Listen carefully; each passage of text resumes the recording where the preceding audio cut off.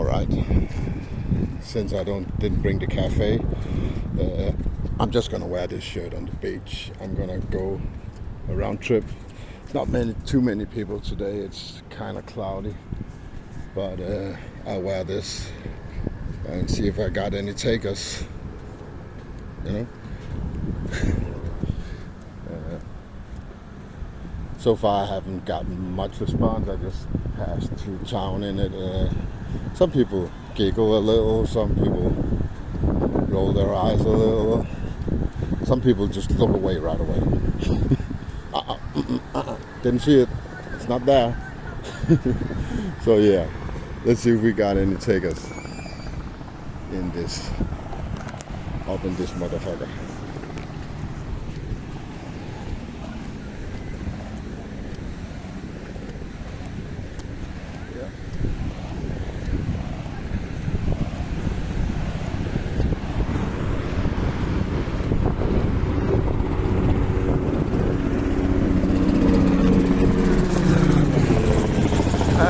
Got a chopper ride. There's a lot of those flying around.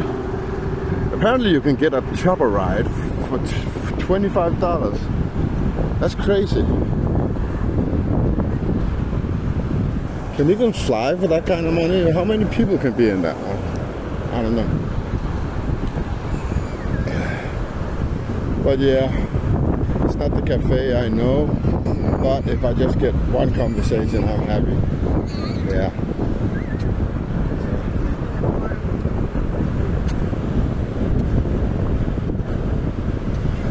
Some of the wrestlers from yesterday.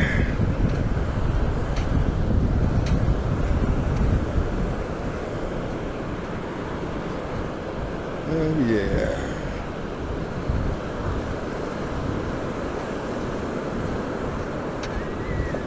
People out here are also oblivion, but they seem more alive. You know? Playing football on the beach, playing in the water, you know, it's more natural to humankind than what I saw in Indianapolis and Louisville.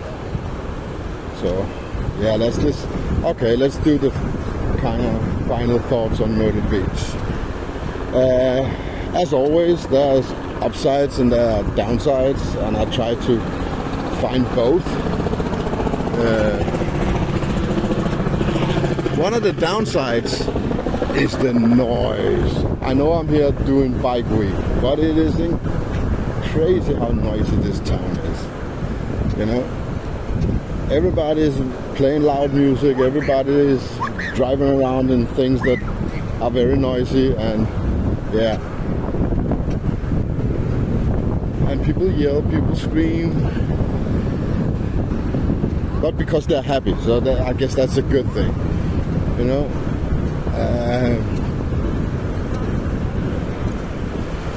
I don't understand fully the American way yet. So I want to address that because there's a contrast, I think, that I've seen here and also in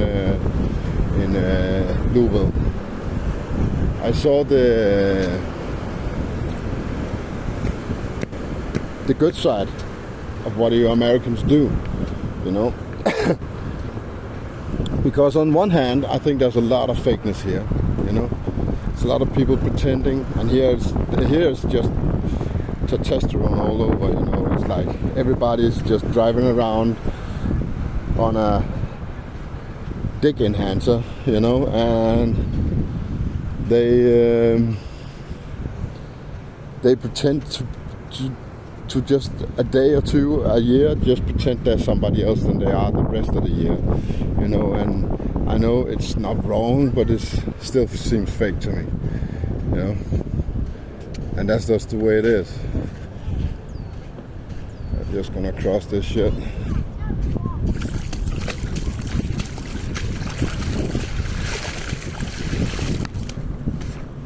Yeah, but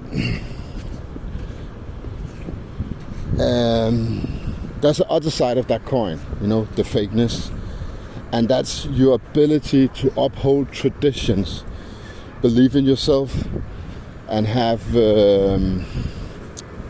I don't know what to call it. Is it patriotism? No, it's like, yeah, you're right. You know, you're right to be loud.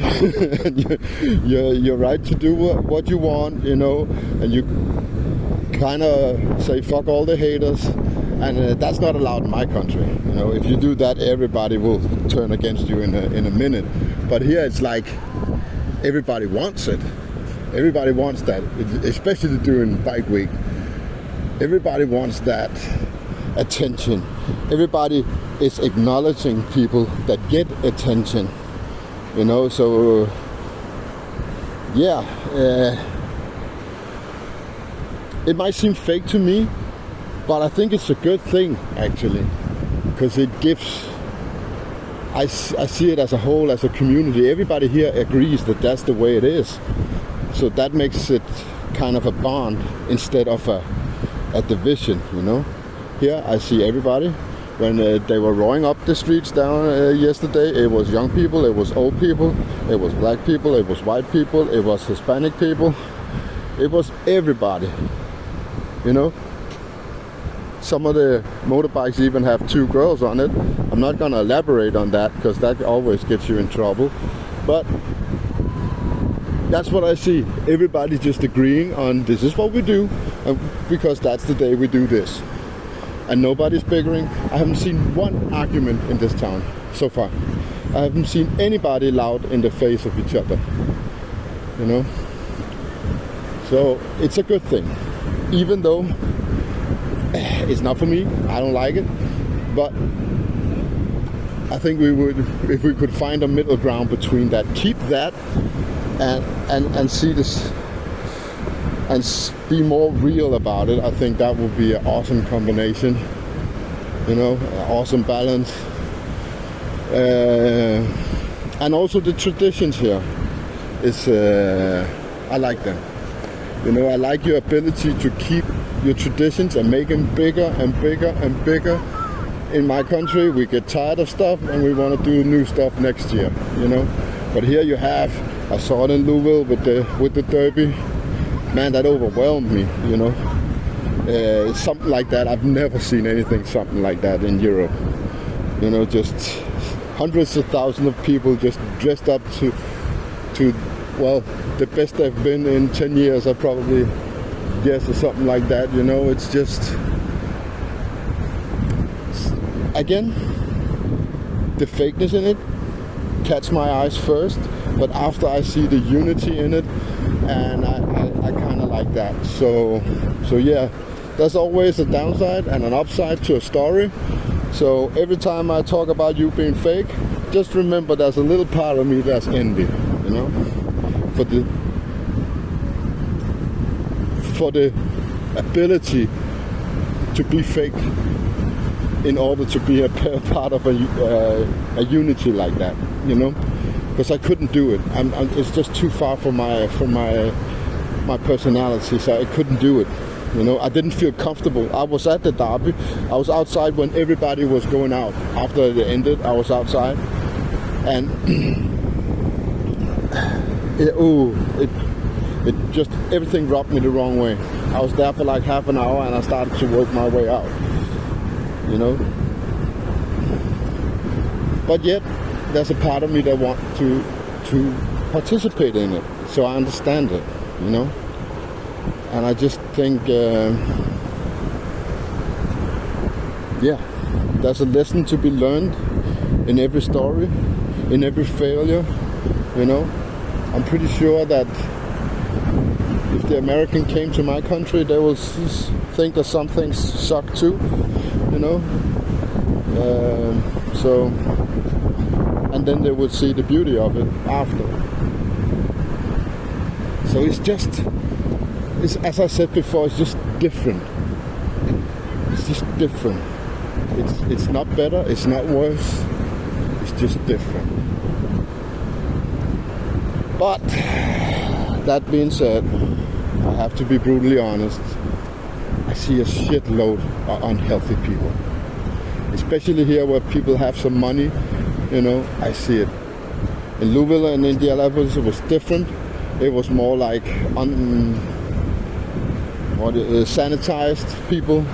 Here it's more really unhealthy people. They have trouble walking, they have trouble standing, they have trouble standing in the water like this, you know, and they are all over.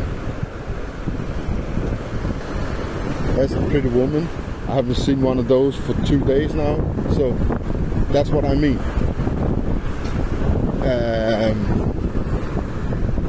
What I see here is devastating. I see people who live very unhealthy lives in order to be places like this 1 or 2 times a year. That's what I see. They work hard, they destroy themselves. It's not only about obesity, even though there's a lot of it here. It's also about unhealthy jobs. I see people who can't ride the bus, you know, unless they're in a wheelchair or something. So, yeah, there's a lot of unhealthy people, and apparently none of them take any notice of my shirt, and I think that goes hand in hand, because what I've experienced in my Corona time since 2020 is that the more unhealthy people are, the more they listen to the mainstream narrative, to the doctors, you know. And if you take that, you know, it's really scary. It's really scary. Those who shout the loudest in my country are those that looks like Americans. And over here, everybody looks like that, and nobody addresses me. So, yeah, I don't know what to make of that, but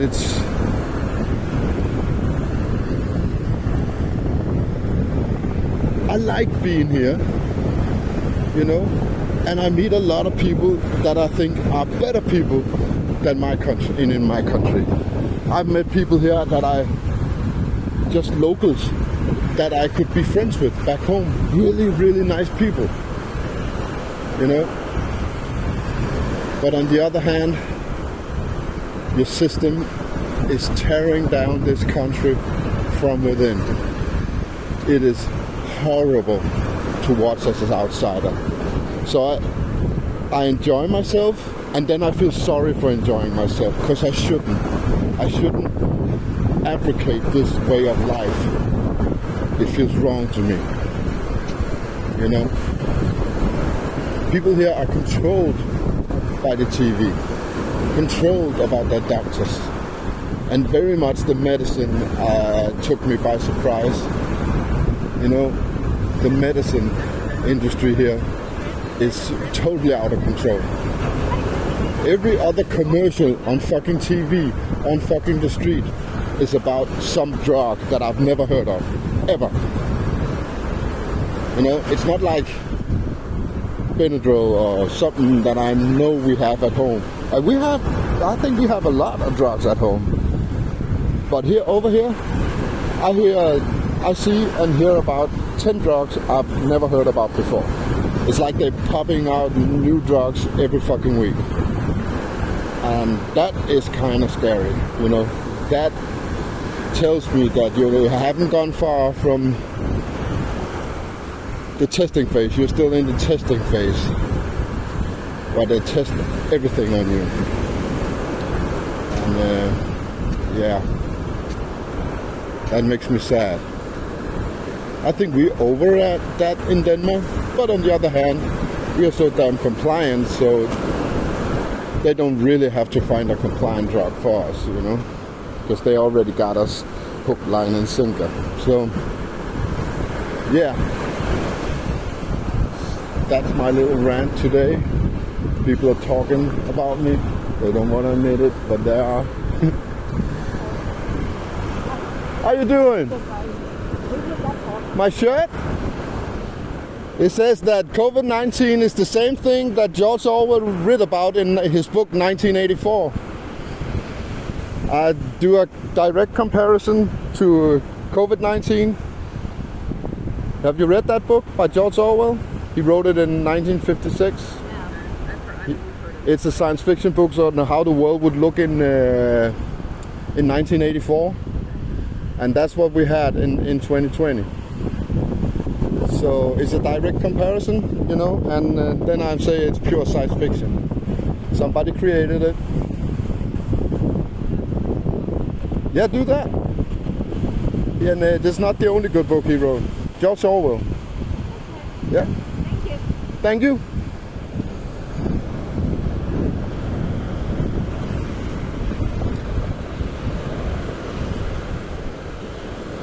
So yeah, we had one taker there.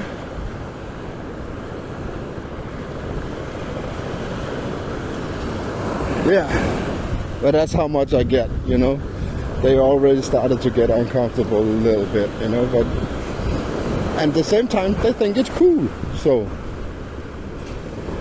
I just think I just have to keep doing it and then just clip it together, you know. Because you have people with interest out there. I feel it. I see them. I see it in their eyes. You know, many of them don't want to talk to me, but they want to. You know, they want. They're burning to have that conversation. You know. So, yeah. I should have been more direct there. I will be next time. Should have kept them. They were uncomfortable me holding the phone. A little sad. But that's what it is.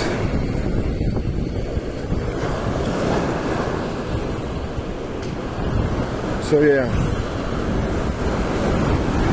Here's the beach. The beach is bigger, but otherwise the Atlantic Ocean looks about the same as from the other side. I don't know if I'm gonna be bit by sharks or whatever. I've been out there twice. Nothing hurt me so far. So, yeah. It is what it is. But all in all, Myrtle Beach, a good experience. Oh yeah, I have to mention it. The insect problem here is insane. You have some small flies, I don't know if you call them thunder flies or fruit flies or whatever you call them, but they're fucking everywhere. You know, and they're just, for some reason, they love noses and ears and eyes and throats and, yeah. It doesn't seem to bother anybody else, but certainly bothers a Viking like me.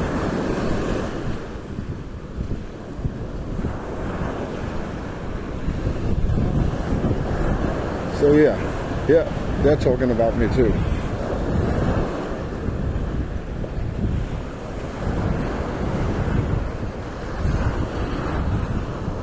Hey there, how you doing? Well, yeah, I'm good. You want to know what it says? Yeah. Yeah. You're familiar with George Orwell? Are you familiar with what? George Orwell? He's a writer. He wrote a book in 1956 called 1984, where he predicts how the world would look in 1984. You know? And that book came to life in 2020. Everything he wrote back then came to life when Corona hit the world. So that's what this is a direct comparison. That Corona didn't come from out of the sky. They grabbed it and they wanted to use it. So what do you think about COVID-19? Well, I'll tell you, it'd probably take too long for... I think it was man-made. What if it wasn't made at all? Would that surprise you? It wasn't made at all? Yeah. Well, I think the particular strain that created so much illness was that COVID itself has been around for a long, long time. My doctor, for example, It is. said whether you realize it or not, 1 out of every 5 colds you've ever had has been COVID. Yeah, So exactly. So it's always been here. it's always been. And if you look at the numbers, the same amount of people die every year from the ordinary flu that dies from COVID-19. So in that case, if you look at it in that, it may even didn't exist at all. It was just a rewritten of history. Could be. Yeah. If it was that, why do you think they're doing that? Why are they doing that? Yeah. Because you can see it's implemented in every government across the planet. And when is the last time you've seen the whole world agreeing on something? So, since you asked the question, Yeah, I will. I will answer. Thank you. I believe with all my heart that the Bible is God's word. Yeah. And I believe it describes a time that's coming, may even be on the brink of it right now, when there will be a one world type government Yeah. that will oppose everything that is of God, including God's people, being Christian and Jew. And they will want to eventually destroy that. I see what's going on in the Middle East right now as a stepping stone to that. I agree 100% with everything you just said. So, and I believe someday, and maybe soon, I can't say for sure when, but I believe that Jesus will return and will establish his kingdom, and there will be peace and righteousness in the world. Yeah. My nutshell.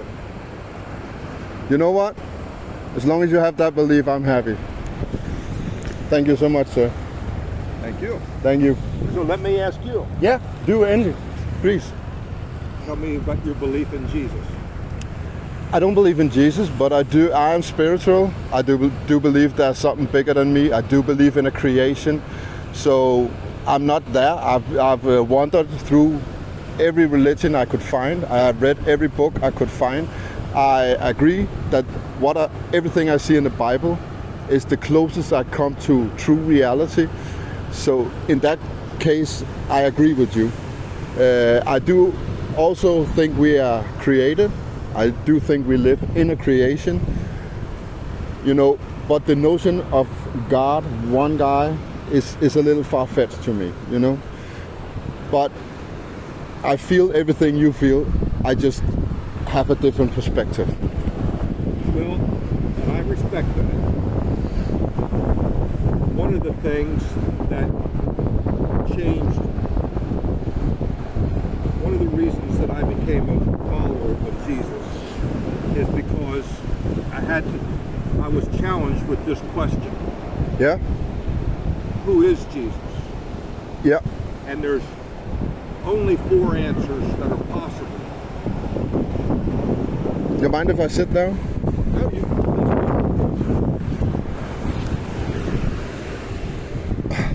there are only 4 answers that are possible. One is that he was a legend. Yeah. Not that he didn't exist, because there is historical evidence, writings from Romans and Jews outside of the Bible writers that verify his existence. So he was a real person. So either he was a legend in the sense that the stories that we have about him, raising the dead, walking on water, healing the people, they were exaggerated to make him a hero. Yeah. Number 2, he was a lunatic because he claimed to be God. Yeah, he did once, I think, in the Bible, he claimed to be God. I could probably show you a lot. Okay. There's a lot of places where he claimed equality with or claimed to be God. Yeah. So if I were to walk around saying I'm God, you would say this guy's crazy. Okay. Lunatic. Can I say something to that? Sure. What if Jesus had a vision and he saw things that other people couldn't see, you know? And he couldn't get people to listen. He might be able to call himself God in order to get people to listen, to make this a better place. Well, but he would say that he and the Father are one. Yeah. So, number 3, he would be a liar because he claimed to be God. He claimed to forgive sins, and only God can do that. So either he told the truth or he was a liar. And the only other choice is that he is who he says he was, that he is God come in the flesh, and he did what he said he did. One of my problems is, how do you explain the empty tomb after Jesus died on the I've cross? seen that too, yeah. And nobody can. They say, oh, the disciples stole it. But if you stop it, that's impossible. The Romans didn't want the body. The Jews didn't want the body. Yeah. Nobody's going to steal that body. And he didn't get up and walk out of there with a piercing.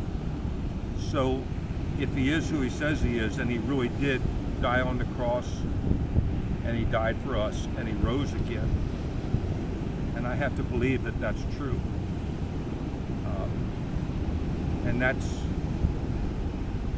was one of the biggest things in my life when I compare, because you can ask her. I used to have the belief when I was a young man that it didn't matter what you believed as long as you were sincere, you really believed it. That whoever was out there, the Creator, as you say, would be satisfied with your sincerity. What if he believed so much in humanity that he was willing to lie and do all these things just to make this a better place? If he saw things in a bigger picture, he chose to be, what do you call it, an anti-hero instead of the hero, you know?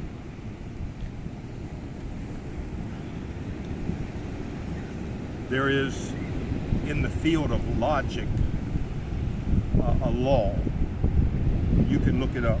Yeah. It's called the I'll law of believe you. non-contradiction. The law of non-contradiction basically says that if two or more things are opposed to each other, and yet each claims to be true, Yeah. then one of two things is true. Either everybody is wrong, or everybody is wrong except one. Yeah. That's a law in the field of logic. I know that law. So if Jesus is the truth, if Jesus is God reaching out to man to say, I love you, I've got something better for you than this, Yeah. waiting for you, but you have to believe in me. Yeah. You have to believe I love you so much, I'm dying to pay for your sins, and I'm going to rise again to show you that because I live, you too are going to live. So what is this life? Is this just one big threshold, one big test in order to be led somewhere else? Because I see a lot, I travel around the world. I'm from Scandinavia, you know. I've traveled all over the world. I've seen all kinds of shit, and it's not pretty, I know. you know. And I'm telling you, I don't, and that's my biggest problem. I don't feel God anywhere. No matter where I go, I don't feel him. All I see is misery and hurt, and then occasionally I get people who have what they need and what they want, you know. And yet again, they have what they need and what they want because of other people, you know. And I think if I were God, I would never allow a world like that. So, but it would make sense if it was all just one big test in order to see if you were made for something bigger. Well, I think you are made for something bigger. I don't think. I think in so my mind, too. There's no doubt about that, and I believe that's why a belief in a heaven is so valuable. I have to believe that there's more than the wars, than cancer. Sicknesses. The way mankind treats each other. Exactly. in this world. There has to be something better. So here's my belief. I believe God gave us a book to show us how messed up we are and to show us what we could look forward to and how we can get to where we're looking forward to that. But it's presented as a choice. Yeah. So God is not up there saying, you have no choice. I'm going to program you to be this way. Yeah. I'm going to prevent all bad things from happening to you. My problem is I don't think humankind were meant to be like this. You know, I think what every evil we see in this world is created by 1% of the population, and everybody's is turning somewhere into those gray zones along the way. You know, but in the end, it's bad leadership. I don't think we by nature is like this. You know. Yeah. See, I respectfully disagree with you. Okay. And here's the reason why. I have grandchildren. So the other day, a couple weeks ago, I was at one of my son's houses, and several of my children with their children were also there. And I'm watching the 3 and 4-year-olds. 3-year-old lived in the house, and my 4-year-old from my other sons went to get this one's toy. Mine. Okay, well then I'll get that toy. That's mine too. Yeah, I've seen that too. Yeah. Several years ago. But you think that is in that kid's nature? I think it's part of our nature. We're born with a nature that's bent on selfishness. Yeah. So I have an adopted daughter. I don't know why I said but she is. She's from South Korea.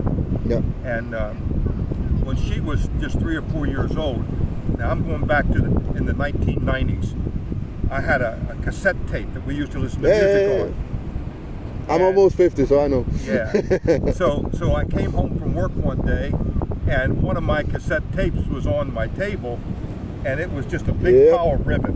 Yep. And I said, "What happened to Daddy's tape?" And my daughter looked up at me. "It broke all by itself, Daddy." Yeah. Now, where did that come from? I would never teach my children to lie. No. Where's it come from? That's a defense mechanism, I guess. It's part of what makes us want to take or keep or not share or to defend ourselves by the use of lies to get what we want. Yeah, or just she didn't want her papa to be mad at her. You know, that is also a possibility. You know. Possibility. Yeah. Because she loves her daddy and don't like daddy to be mad at me, then I feel sad. You know. So I think my opinion is the whole world has a problem. And I think there is one at this point, yeah. There is one answer. Yeah. My opinion is that answer is Jesus, which is why Jesus said to go into all the world and tell people.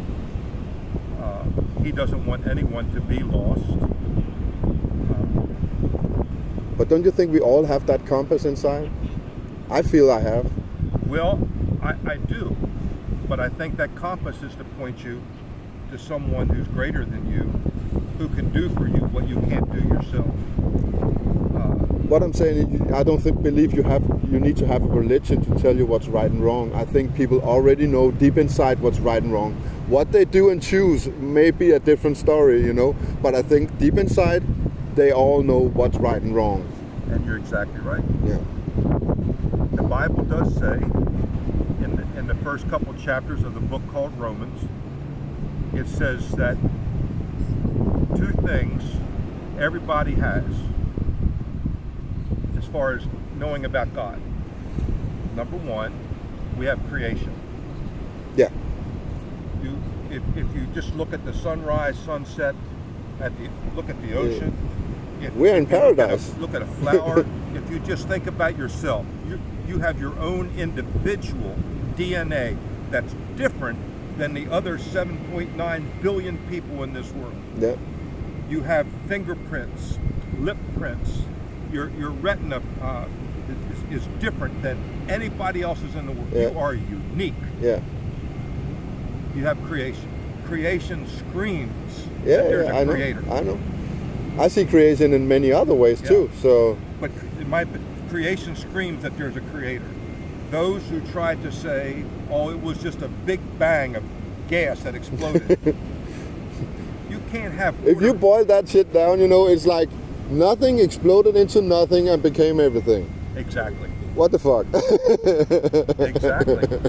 And that's what the world wants you to believe. That's what they're That's what most people believe. And yet we have such order, such precision in our universe. It's Yeah. incredible. Number two, you have a conscience. Yep. And that conscience is aware of two things. One is the existence of a creator. Yep. We have to teach people not to believe in God. Yep.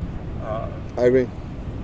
I was one of those guys. Yeah. We have to teach people that there is no God because people have this innate, every people group in the entire world Yeah. believes in a higher power. Yeah. We may not all call him Jehovah but we all believe in a higher power.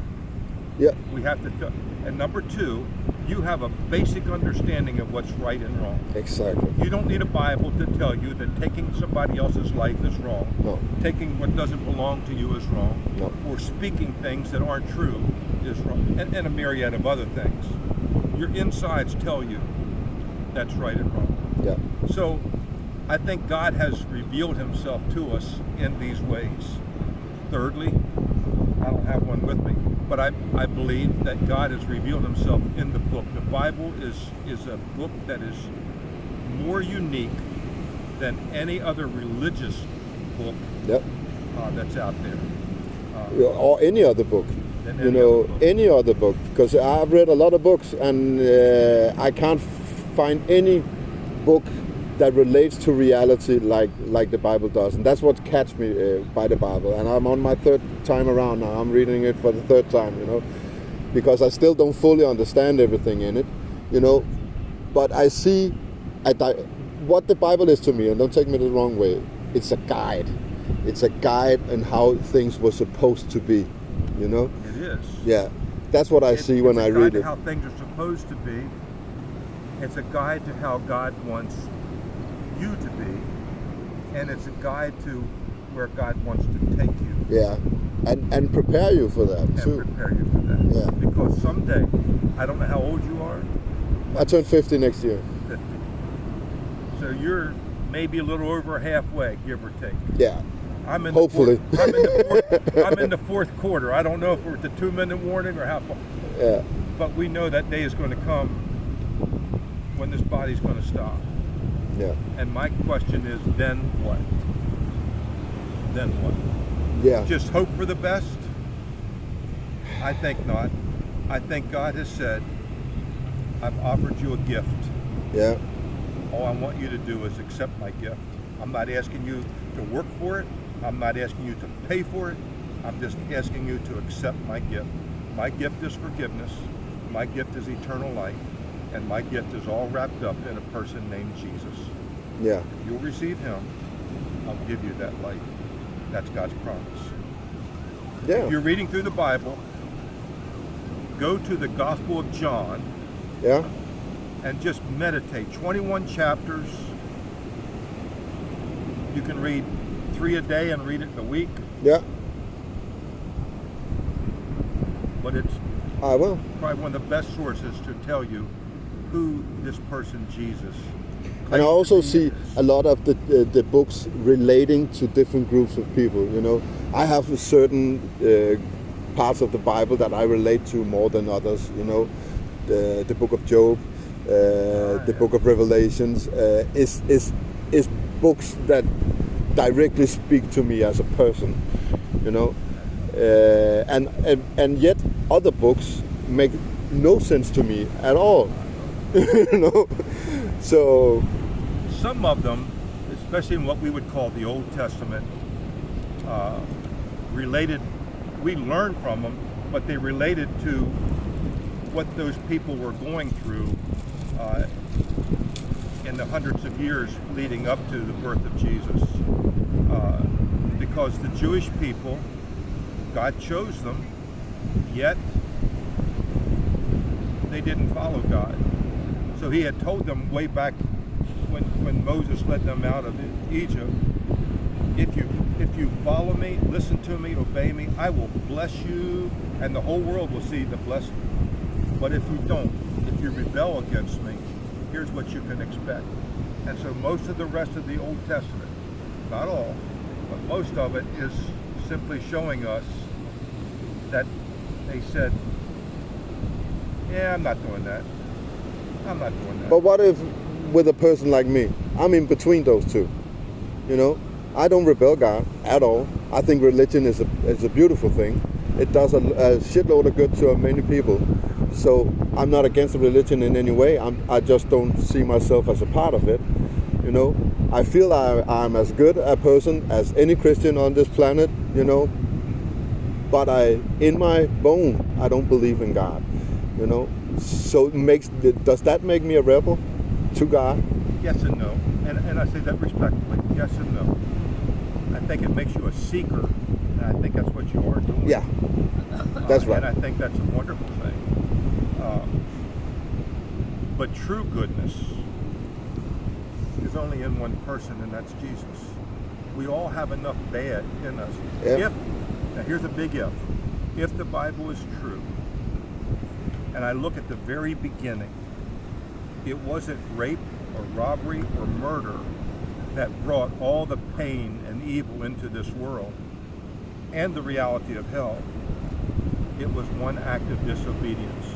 And here's the reason why. Because God is a holy God. There's no blemish, there's no darkness. Once we rebelled against God, even if it's only a little tiny bit, we have enough in us. It's kind of like this. But would you like a world only with light? Would I like a world with what? Only good? Only good? Yeah, Yeah, only light. Yeah. I cannot wait till heaven. Don't you think that the light and darkness go hand in hand? You can't appreciate light without darkness. Well, I think that's what God wants the darkness to do. I think everything is in duality, you know? Yeah, and a lot of people believe that.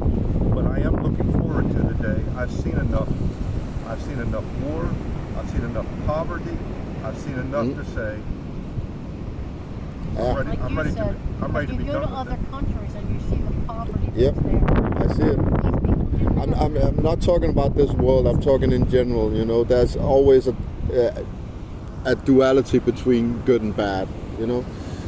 And if you can find that balance, you will have a perfect place. You know, the problem is now we are covered by darkness as it seems right now. You know, this world is shaded in darkness, you know? Well, and I just told you about the Gospel of John.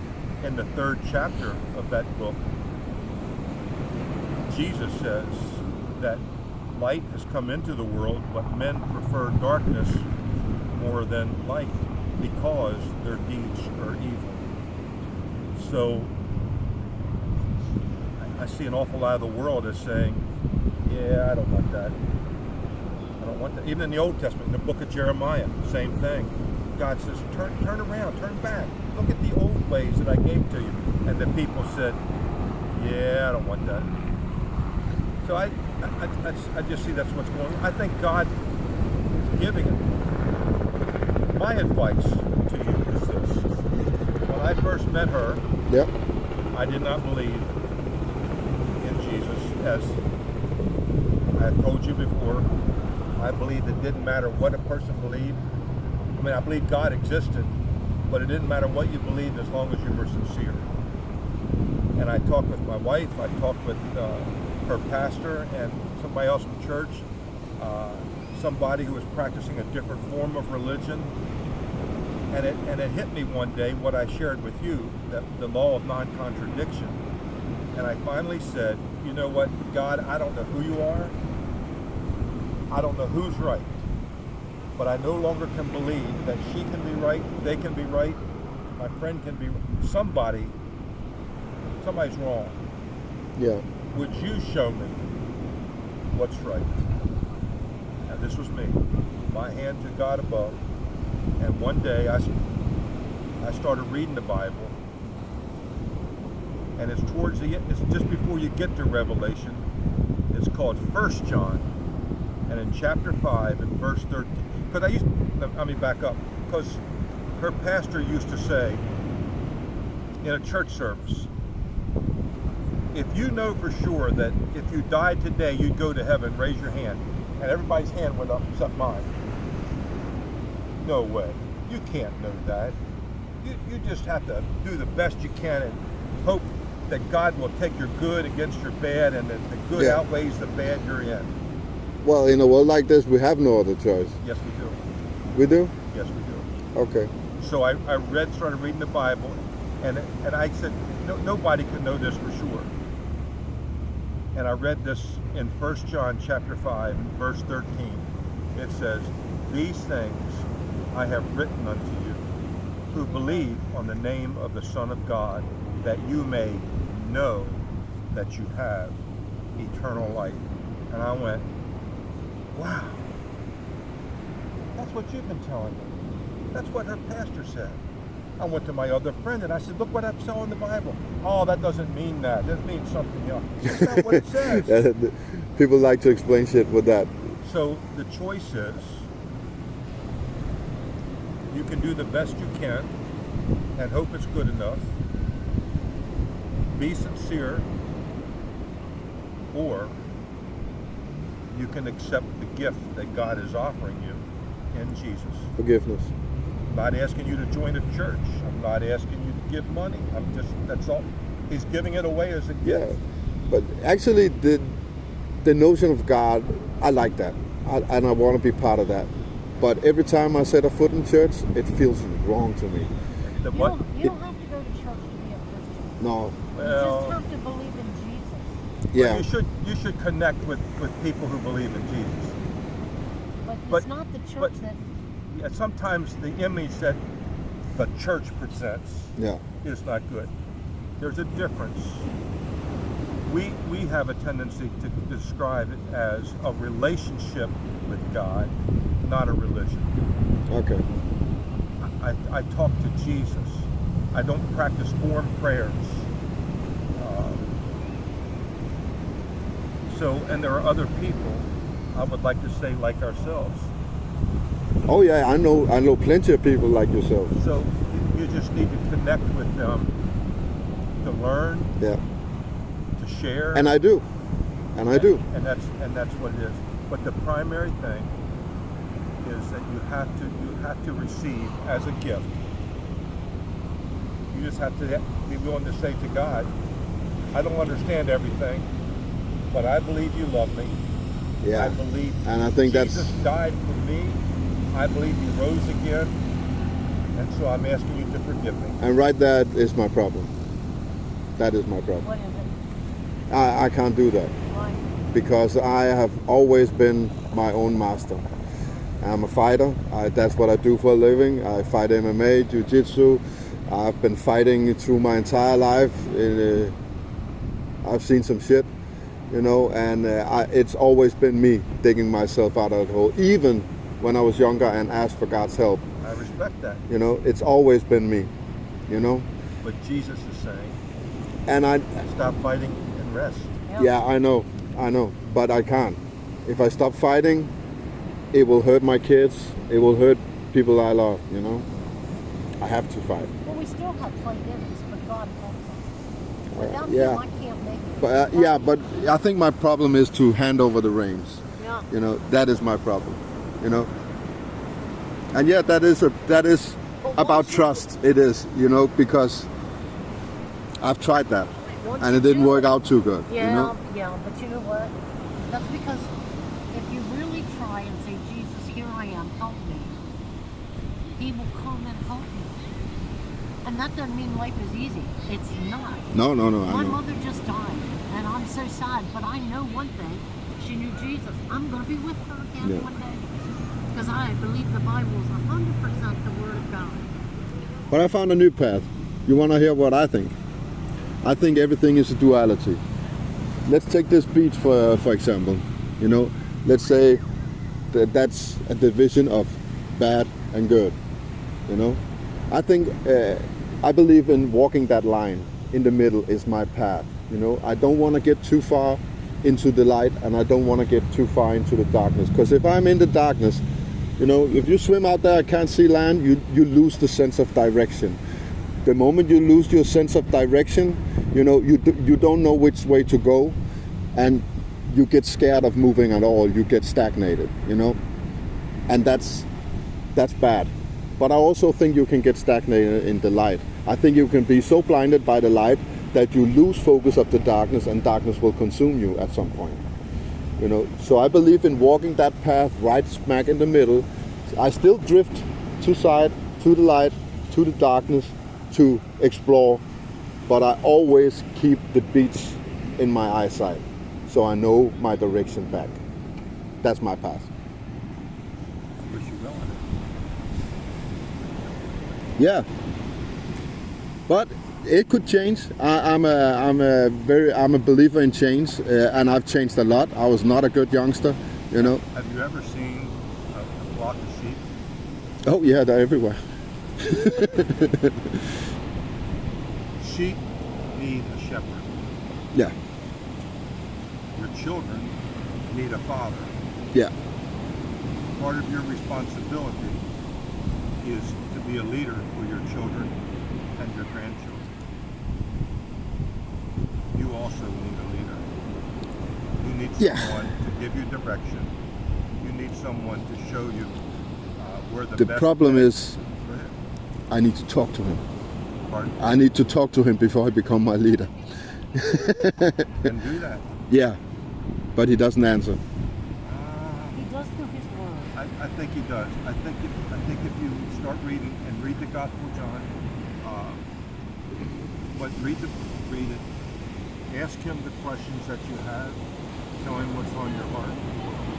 I think he'll do for you just what he did for me. When I said, God, I need to know what's right. I don't know who you are. I don't know if she's right. I don't know if he's right. Show me. I want to know. Yeah, And he answered my prayer. Wasn't that day? It was a couple of days. But he answered my prayer. And I think he will do the same for you. yeah. I'm starting to think I'm asking too hard questions. You know, I'm not asking the right questions. I think maybe because my first question is why. You know, it's not forgive me or anything like that. It's why. And that's okay. Yeah, and That's okay. because I can't accept this. I can't accept this for what. There must be more than this. I can't accept this for what it is. You know, this can't be my purpose to navigate through this shit. You know, it just can't. Did you ever hear of C.S. Lewis? Yes, I've never read him. That's C.S. Lewis was a pretty popular author during the Second World War. I'm not exactly sure when he died. He was in Oxford, Cambridge in England, a very scholarly person who was an agnostic, an atheist, but who the guy J.R.R. Tolkien, who wrote The Lord of the Rings, became a Christian, was a good friend of C.S. Lewis, and I'm telling you all that to say this is a very learned man who's written a lot of wonderful books. But he said, if this world doesn't fill you, doesn't satisfy you, if you have a longing for something better, it could be that you were created for another world. that's what I hope for. But that's what God is offering you in Jesus. Let me be your shepherd. In this I'll world. lead you home. Let me be your shepherd in this world. Yeah. I'll lead you home. The 23rd Psalm. You ever read that? 23rd Psalm? Maybe. The You Lord know. is my shepherd. Oh yeah. I shall not want. Yeah. He makes me lie down in green pastures. He leads me beside still waters. He restores my soul. He leads me in paths of righteousness for his name's sake. Yes, even when I walk through the valley of the shadow of death, I don't have to be afraid because you're with me. Your rod and your staff, they comfort me. And he goes on. Till 3 verses later, he says, surely goodness and mercy will follow me all the days of my life, and I will dwell in the house of the Lord forever. So King David, the greatest warrior king of Israel, the giant killer, said, I need a shepherd. Yeah. So, Lord, you're going to be my shepherd. I'm going to follow you. But I know I don't have to be afraid because you're with me. You'll never leave me. That's what Jesus promises. I'll never leave you.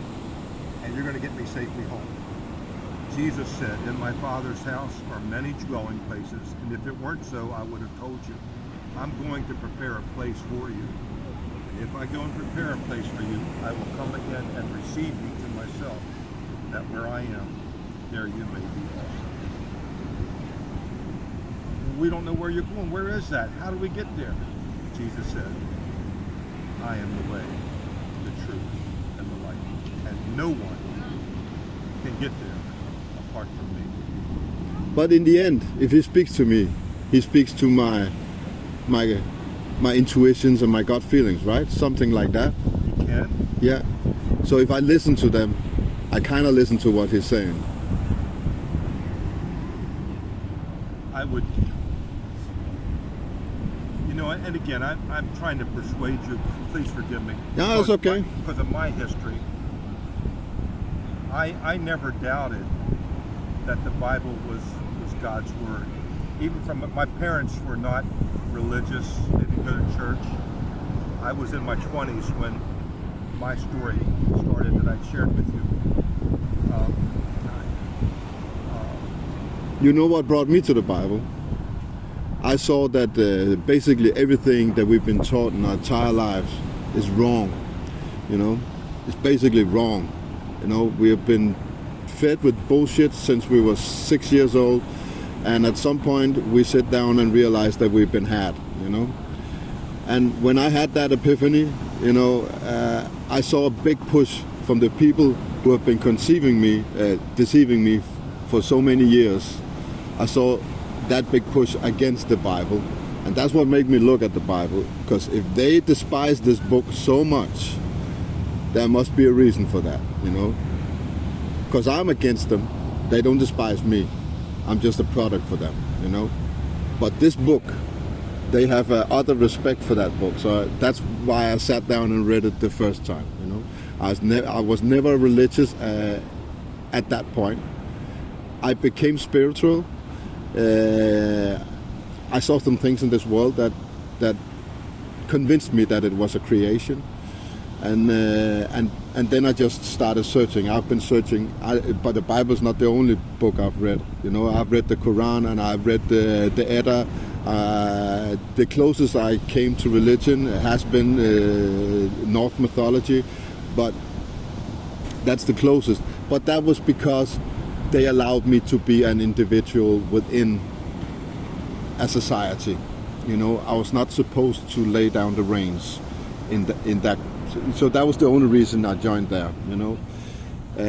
But I still, that is my struggle. I am afraid to lay those reins over to somebody I don't even know. Or that I don't know well enough. Let me put it like that. Well, then that's why. That's a trust issue. I know. That's why I encourage you to go back and, even all four, the first 4 books of the New Testament, they're called the Gospels, written by 4 men with 4 different perspectives. But John is the most unique. But they're written so you can get to know him. Yeah. Get to know what Jesus is like, what he wants to say to you. Take your time. But ask. You're all by yourself, privacy of your room. I can ask God why. I can ask God, please show me, teach me, whatever it might be, whatever your question is. How can I do this? And sometimes if I just sit and listen after I ask the question, Yeah. I'll know. I'll know it here. I'll know it here. Or he'll show me in there. But if I do that, let's say I subconsciously speak to God, you know, and just believe it's myself. Is that bad? If I don't acknowledge that it is God.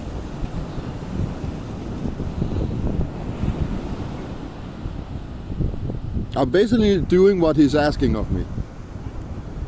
But I just kind of refuse to buy into the story. Okay, it's never wrong to do the right thing. That's what I mean. That's true. But would that lead me back home? My friend, the only thing I can tell you is this. When all is said and done, when you stand before God, in my opinion, when you stand before God,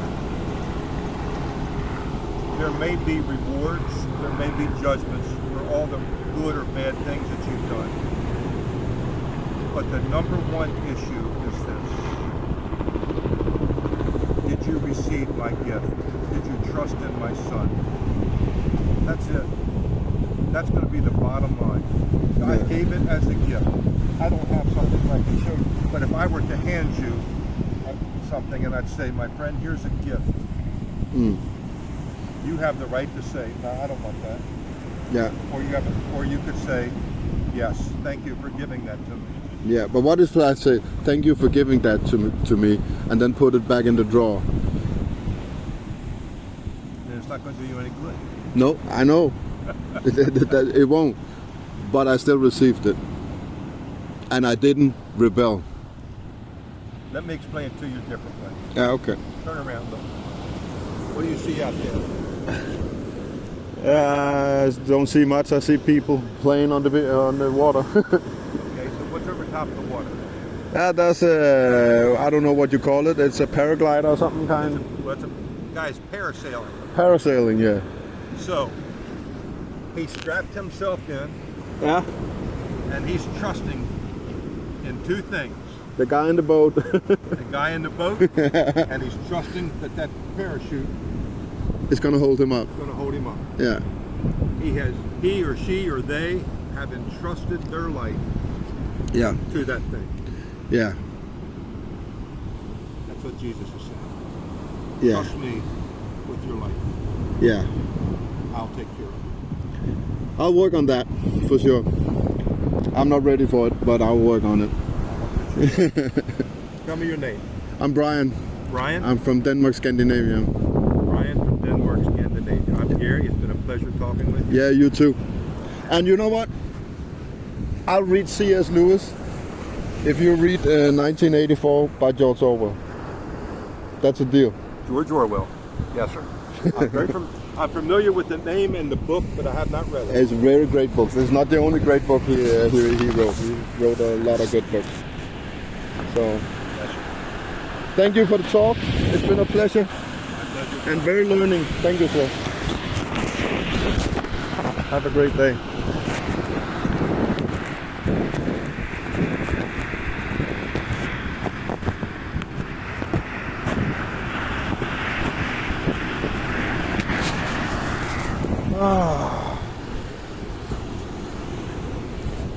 I don't know.